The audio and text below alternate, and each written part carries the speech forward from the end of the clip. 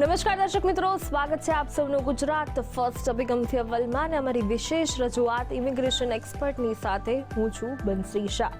Immigration expert એક એવો programme જેમાં વિઝાને લગતા પ્રશ્નો અને તેના સોલ્યુશનની આપણે વાત કરતા હોઈએ છીએ। તો ચાલો શરૂ કરીએ આજનો આપણો કાર્યક્રમ।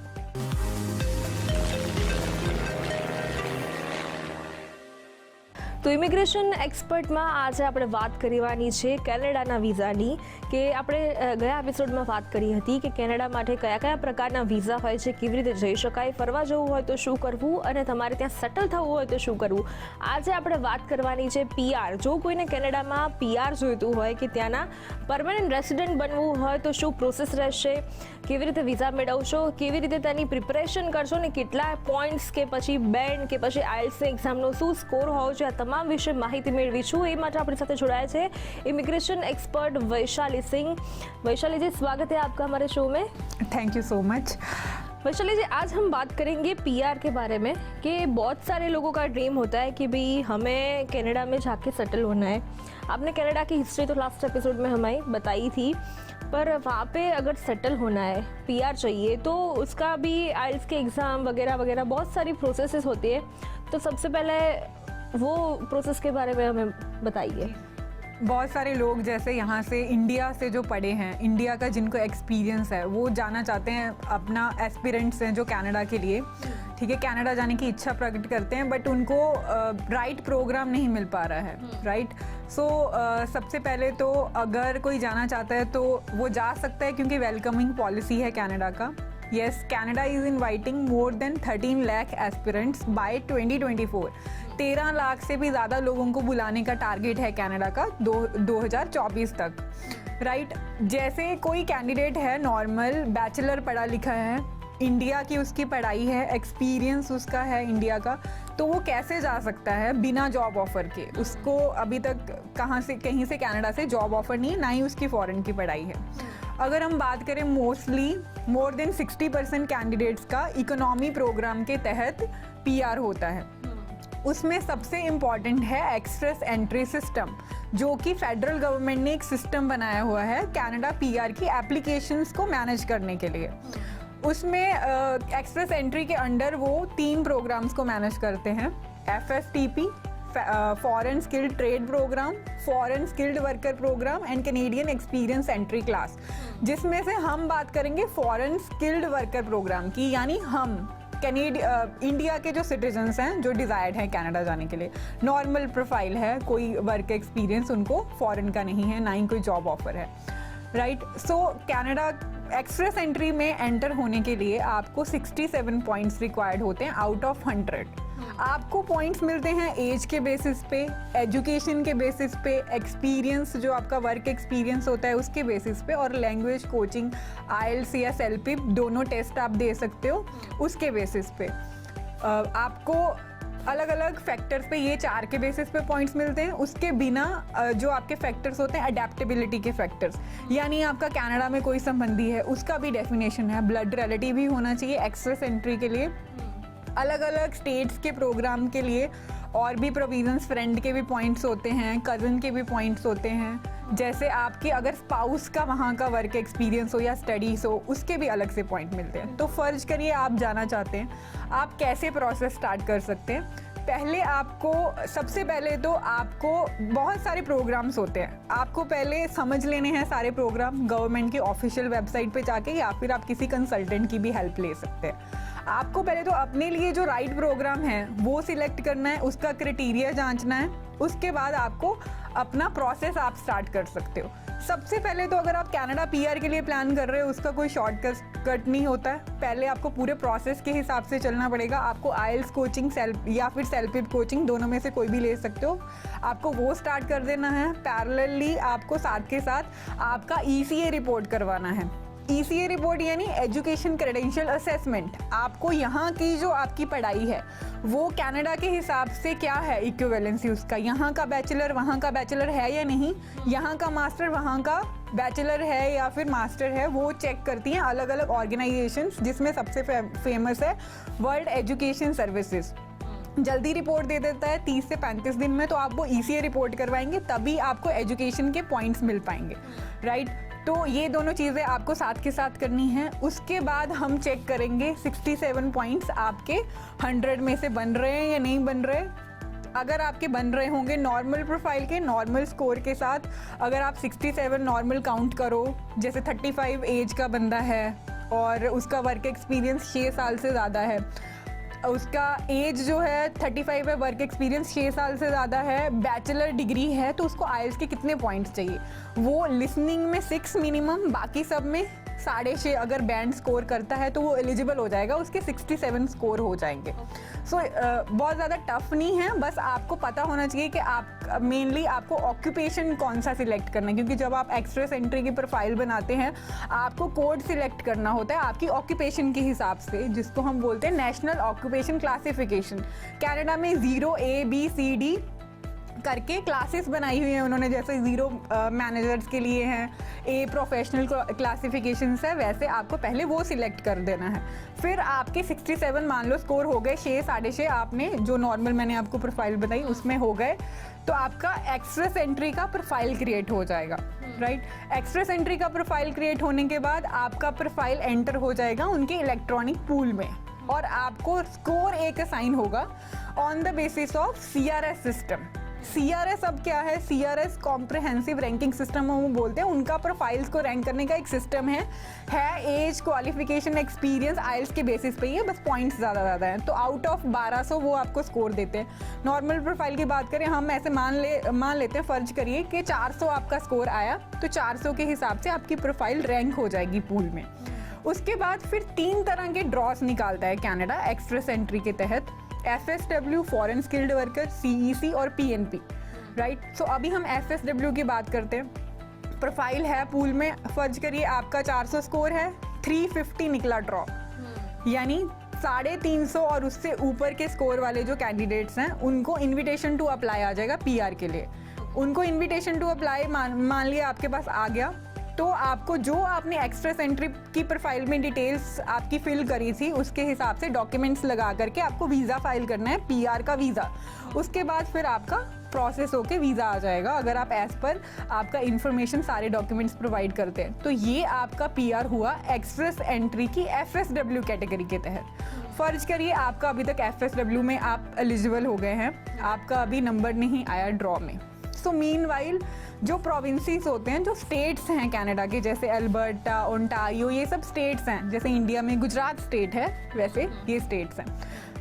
तो सारे स्टेट्स जो होते हैं उनके पास एक्सेस होता है, वो एक्सप्रेस एंट्री प्रोफाइल की पूल में से कैंडिडेट्स देखते हैं। जैसे मैंने आपको बताया ऑक्यूपेशन कोड्स होते हैं, आपको जो सिलेक्ट करना था पहले, उसके बेसिस पे आपका प्रोफाइल का पूरा इन्फॉर्मेशन होता है। फर्ज करिए आपको अल्बर्टा ने नोटिफिकेशन ऑफ इंटरेस्ट भेज दिया, तो आपको 600 पॉइंट्स एडिशनल मिल जाते हैं। तो आपका न्यू स्कोर क्या हुआ, पहले हमने फर्ज किया था 400, 600 हमें और मिल गया, सो हमारा न्यू स्कोर हुआ 1000।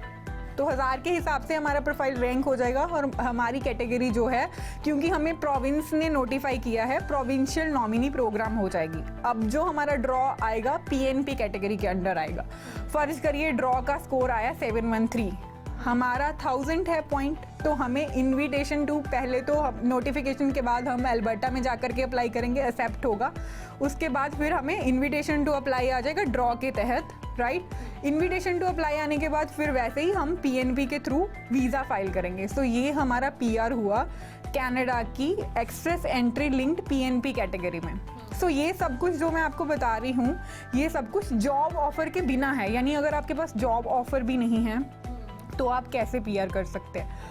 अब इसमें जैसे प्रोविंसेस की मैंने बात करी कि प्रोविंसेस आपको, जैसे मैंने अल्बर्टा का एग्जांपल लिया, वैसे ही आपको कौन कौन से प्रोविंस हैं, क्या उनका क्राइटेरिया है, कैसे बुला सकते हैं। सबसे पहले तो आपको 67 पॉइंट्स पे ध्यान देना है, क्योंकि 67 पॉइंट्स होंगे तो ही आपका एक्स्ट्रा एंट्री में जाएगा प्रोफाइल, राइट। उसके बाद फिर आपके डोर्स ओपन होंगे PNPs के, जो बिना जॉब ऑफर के भी प्रोफाइल्स आपकी लेती हैं।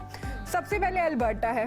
अल्बर्टा का अपना क्राइटेरिया है कि 300 प्लस अगर आपका स्कोर है, जो हमने फर्ज किया था 400, वो अगर आपका 300 प्लस है तो अल्बर्टा आपका प्रोफाइल कंसिडर कर सकता है।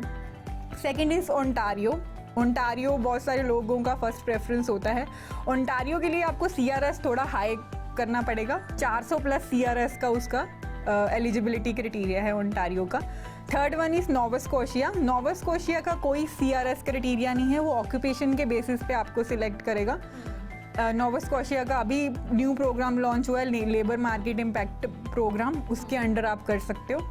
और आपका नोवा स्कोशिया के बिना सैस्कैचुअन इमिग्रेशन प्रोग्राम है। सैस्कैचुअन इमिग्रेशन में आप एक्स्ट्रा एंट्री वाली कैटेगरी में कर सकते हैं। एंड न्यू ब्रुंसविक है और प्रिंस एडवर्ड आइलैंड है। ये 6 प्रोविंसेस हैं जो बिना जॉब ऑफर के भी आपकी प्रोफाइल पिक कर सकते हैं। ऑल आपको क्या ध्यान देना है कि आपको ऑक्यूपेशन आपका जो है वो राइट चूज करना है आपकी की रोल्स के हिसाब से। जी बिल्कुल। जैसे कि वैशाली जी, मैंने सुना है कि 8777 वो स्कोर होना ज़रूरी है, वो एक्चुअल में क्या होता है? जी मेनली बहुत सारे कैंडिडेट्स का ये वो समझ लेते हैं, उनको जो उनका बहुत सारे कैंडिडेट्स डीमोटिवेट भी हो जाते हैं कि हमारा आइल्स में स्कोर ज़्यादा नहीं है। 6, जैसे मैंने आपको बताया 6, 6.5 के साथ वो एलिजिबल तो हो सकते हैं, बट उनका PR कैसे आएगा, क्योंकि FSW का स्कोर हाई जा रहा था पहले। खैर अभी तो FSW के ड्रॉस बिगिन होंगे, जुलाई में आए नहीं है काफ़ी टाइम से। FSW की अगर हम स्कोर के बेसिस पे प्रो डेटा पे वर्क करें तो मास्टर अगर कैंडिडेट हो, मास्टर है, 8777 है उसका, एज उसका 30 अराउंड है, 30 से कम है, तो उसका स्कोर हाईएस्ट बनता है, ठीक है। तो उसके चांसेस FSW में बनते हैं। बट जैसे कि मैंने बताया, मोर देन 60% ऑफ क्लाइंट्स का PR PNP में होता है। अगर आप देखिए ज़्यादातर लोग इस तरह के फिल्टर से तो बहुत 10% ही बचेंगे, बाकियों का भी तो उनको भी तो जाना है ना। सो FSW सिर्फ ऐसी कैटेगरी है जिसमें उनको एडवांटेज मिल सकता है 8777 के साथ, वो भी 30 वाले लोगों को, और अगर मास्टर्स है तभी। अदरवाइज PNP उनको टारगेट करना चाहिए, क्योंकि प्रोविंशियल नॉमिनी प्रोग्राम में अगर आप इतना स्कोर 6.5 भी ले आओगे तो भी आपका PNP के तहत हो जाएगा PR। तो ऐसा नहीं है कि आपको 8777 पे ही वर्क करना है, आपको अगर आपका स्कोर बनता भी है, ज़्यादा भी बनता है, तो भी आपको FSW में तो अप्लाई करना ही करना है, साथ ही साथ सारे प्रोविंसेस में अप्लाई करना है। फिर जिसमें आपका पहले मेरा ऐसा एडवाइस है कि आप सारे प्रोग्राम में अप्लाई करिए, जिसमें आपका पहले रिजल्ट आ गया, पॉजिटिव इन्विटेशन आ गया, उसके साथ आप अपनी फाइल प्रोसेस करिए। वैशाली जी, मैंने ये भी सुना है कि कई लोगों के ऐसे मिथ होते हैं या कि PR 6 महीने में आ जाएगा। कई सारे एजेंट भी ऐसे जो बोलते हैं कि हाँ आपका 6 महीने में PR तो आ ही जाएगा, तो ये बात कितनी फैक्ट मान सकते हैं हम? बहुत सारे लोगों का मेरे से भी सवाल होता है कि हमें जल्दी जाना है, हमें 6 महीने में ही जाना है, हमको वेट नहीं करना है। पहले ही मैं बता देना चाहती हूँ कि PR का कोई शॉर्टकट नहीं होता, आपको वेट करना ही है। ऐसा नहीं है कि मैं बोल रही हूँ, मैंने आपको पहले भी आपके प्रीवियस एपिसोड में भी बताया था कि आप वेबसाइट पे जा कर के रेफर करिए। IRCC की जो वेबसाइट है canada.ca, मेनली 6 मंथ्स तो वीज़ा का प्रोसेसिंग टाइम है, उससे पहले भी तो प्रोसेस होना है। जैसे मैंने आपको समझाया, आपका प्रोफाइल पूल में जाएगा, फिर आपका ड्रॉ में नंबर आएगा, वो भी तो प्रोसेस है। आज की डेट के हिसाब से तो प्रोसेसिंग टाइम पहले था 6 मंथ, आज तो फाइल का ही प्रोसेसिंग टाइम 12 मंथ्स है। तो हम 6 महीने में तो आज की डेट में नहीं PR पॉसिबल, सॉरी।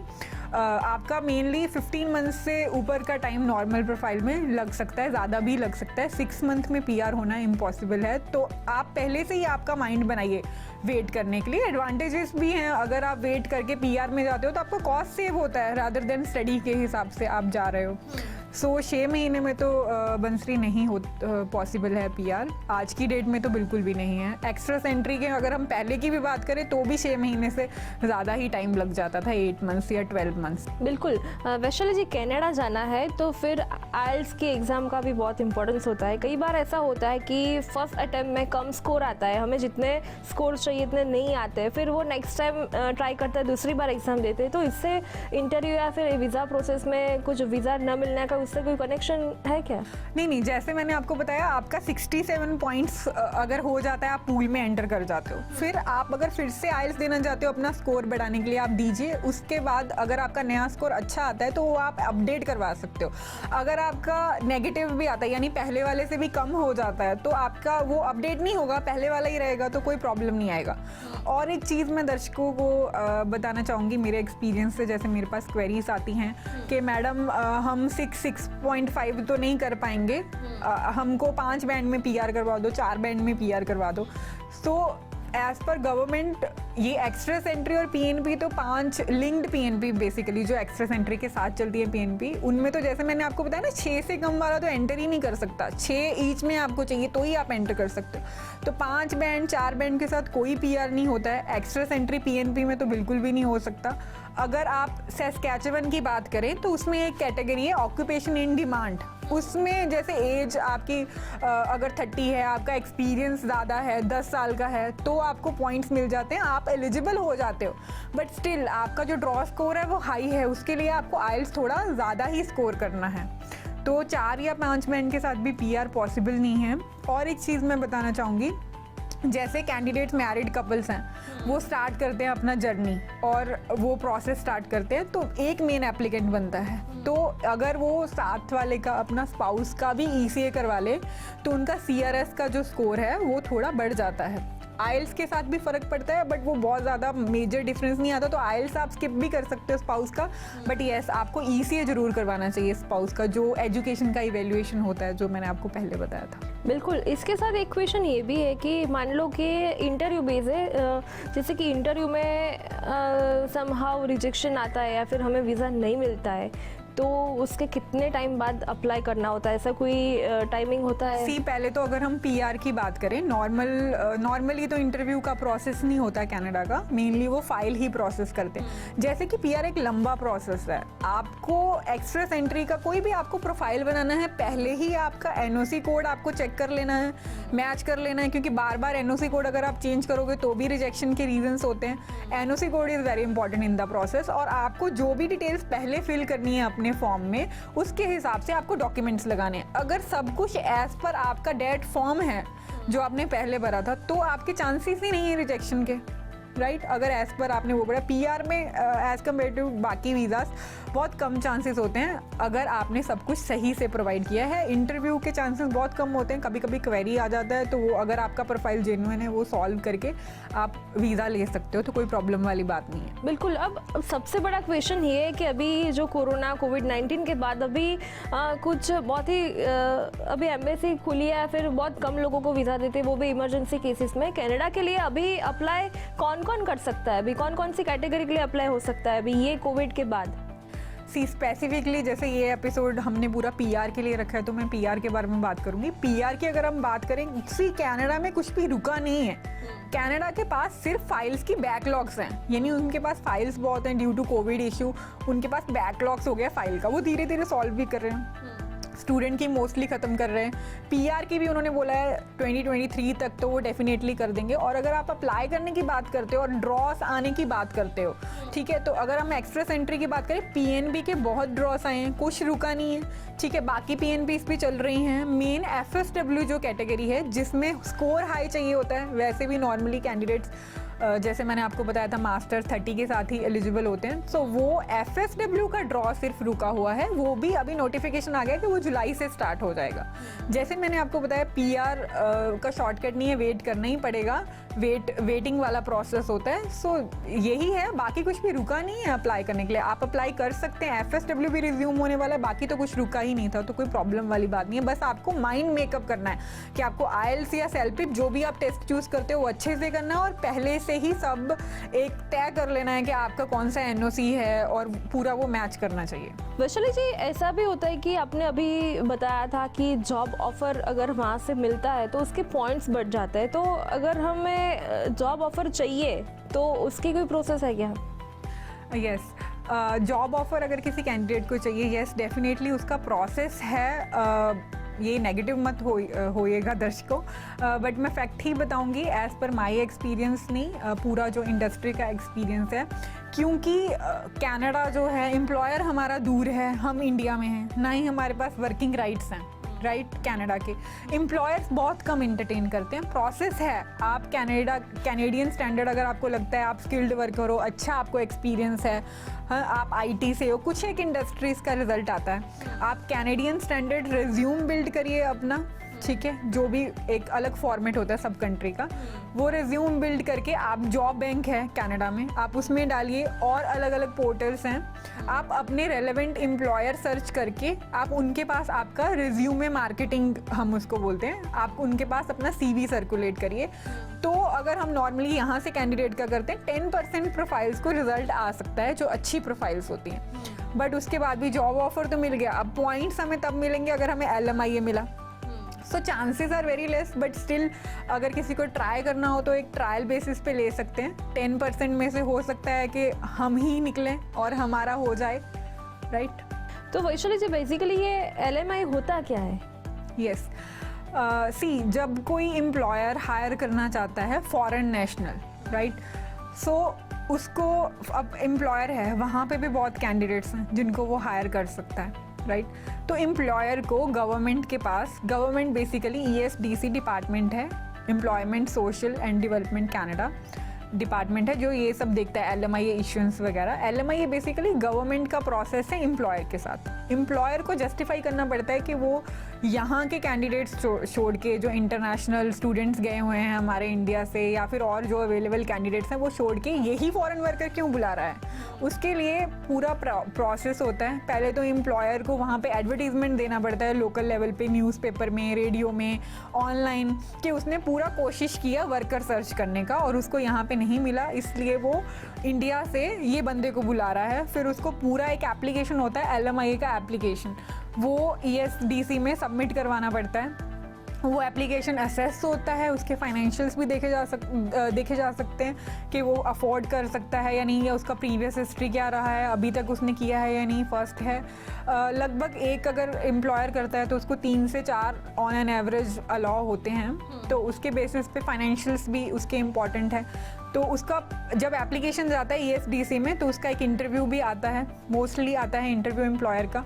उसके बाद उनका LMIA का आंसर आता है, एक्सेप्टेड और नॉट एक्सेप्टेड। अगर फाइनेंशियल सब सही हो, रिकॉर्ड सही हो एम्प्लॉयर का, और जेन्युइन लगे उनको कि सच में ही एम्प्लॉयर को ज़रूरत है, तो डेफिनेटली LMIA एक्सेप्ट हो सकता है। उसके बाद फिर कैंडिडेट या तो PR में उसके पॉइंट्स ले सकता है, या फिर work visa, temporary foreign work permit एक प्रोग्राम है जिसमें वर्क परमिट पे वो जा सकते हैं, जो मैंने टेम्प्रेरी वीज़ास में बताया था, उसमें कैंडिडेट फ्लाई कर सकता है कनाडा से। जी, एक लास्ट क्वेश्चन कि जैसे कि PR के लिए बोलते हैं कि हमारा बैंक बैलेंस इतना होना चाहिए, आप FD बोल लो या फिर आपकी इन्वेस्टमेंट बोल लो, तो ऐसी कोई फिक्स अमाउंट है क्या कि सबके लिए अलग अलग होता है? जी, मेनली ब्रॉडली लेवल पे एक जैसे ही फंड्स हैं, but number of family members के, जैसे ये बहुत इंपॉर्टेंट चीज़ है कि अगर PR आप अप्लाई करते हैं, मोस्टली कैंडिडेट्स को पता होता है, बट कुछ कैंडिडेट्स को नहीं भी पता होता। अगर कोई भी अप्लाई करे, अगर कोई फैमिली वाला बंदा है, यानी फर्स्ट फैमिली, वाइफ और चिल्ड्रन, तो वो उनको इंक्लूड कर सकता है फाइल में। बेसिकली फर्स्ट फैमिली का PR एक साथ ही हो जाता है। और अगर हम फंड्स की रिक्वायरमेंट करें, 1%, 2%, 3% के हिसाब से रहते हैं। ऑन एन एवरेज 1 पर्सन को 13,250 कैनेडियन डॉलर के नियर बाय शो करना होता है फंड, उतना इंडियन रुपीस में शो करना होता है। वो बैंक स्टेटमेंट में भी शो कर सकता है, FD में भी शो कर सकता है, कोई उसका इन्वेस्टमेंट है उसको भी इंक्लूड कर सकता है, प्रॉपर्टी को भी इंक्लूड कर सकता है, बट ये अमाउंट बहुत ज़्यादा भी नहीं होता, तो आपको ये अपना लिक्विडिटी में ही शो करना एडवाइजेबल रहता है। और जैसे 2 हैं तो बढ़ जाएगा फंड, 16,000 अराउंड हो जाएगा, 3 हैं, 4 हैं, ऐसे फंड का requirement number of family members के हिसाब से होता है। वैशाली जी, थैंक यू सो मच, आप हमारे शो में और इतनी अच्छी इन्फॉर्मेशन हमारे साथ शेयर की, उसके लिए आपका खूब खूब જી જી thank you for your valuable time. તો દર્શક મિત્રો, આ હતી અમારી ઇમિગ્રેશન એક્સપર્ટમાં કેનેડાને લગતી જે મહત્ત્વના જે પ્રશ્નો છે એને લઈને અમે એના સોલ્યુશન્સ કીધા. તમારે PR માટે ફાઇલ કરવું હોય તો શું ધ્યાન રાખવાનું એ પણ કીધું. તો પણ તમને કોઈ કન્ફ્યુઝન રહી ગયું હોય તો તમે પણ વૈશાલીજીનો સંપર્ક કરી શકો છો. એ માટે નંબર નોંધી લેશો. તો આ હતી ઇમિગ્રેશન એક્સપર્ટમાં અમારી વિશેષ રજૂઆત. નેક્સ્ટ એપિસોડમાં ફરીથી મળીશું રવિવારે આ જ સમયે. મને રજા આપશો. નમસ્કાર.